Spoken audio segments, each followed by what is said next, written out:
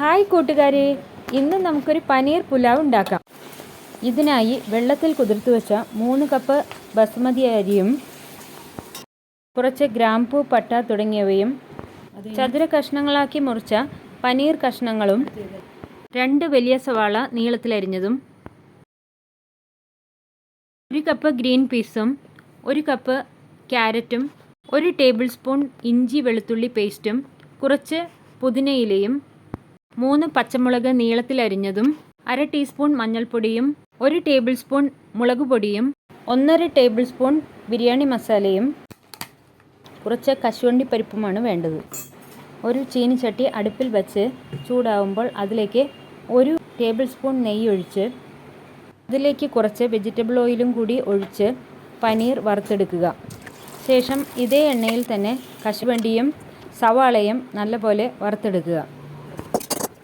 Cooker അടുപ്പിൽ വെച്ച് ചൂടാകുമ്പോൾ 1 സ്പൂൺ നെയ്യും 2 ടേബിൾ സ്പൂൺ വെജിറ്റബിൾ ഓയിലും ചേർത്ത് ചൂടായതിനു ശേഷം അതിലേക്ക് ഗ്രാമ്പൂ, പട്ട, പച്ചമുളക്, സവാള എന്നിവ യഥാക്രമം ചേർത്ത് കൊടുക്കുക. അതിനുശേഷം ഇഞ്ചി വെളുത്തുള്ളി പേസ്റ്റ് ചേർത്ത് പച്ചമണം മാറും വരെ നല്ലപോലെ ഇളക്കുക.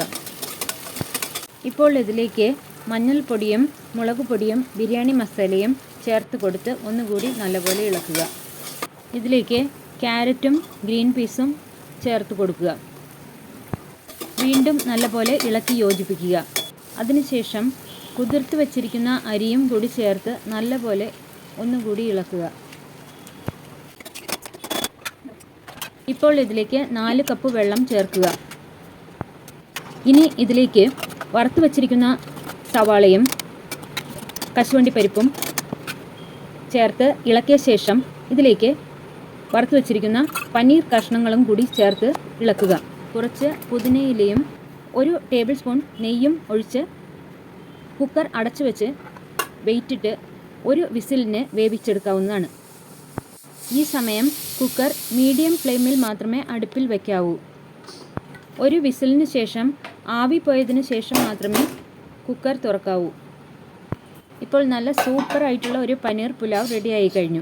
ഇത് വളരെ ടേസ്റ്റിയും ഹെൽത്തിയുമായിട്ടുള്ള ഫുഡാണ്.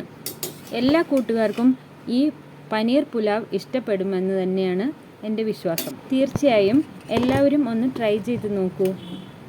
ഇഷ്ടപ്പെട്ടാൽ like, comment, share and subscribe നിന്നി സ്പേസ്.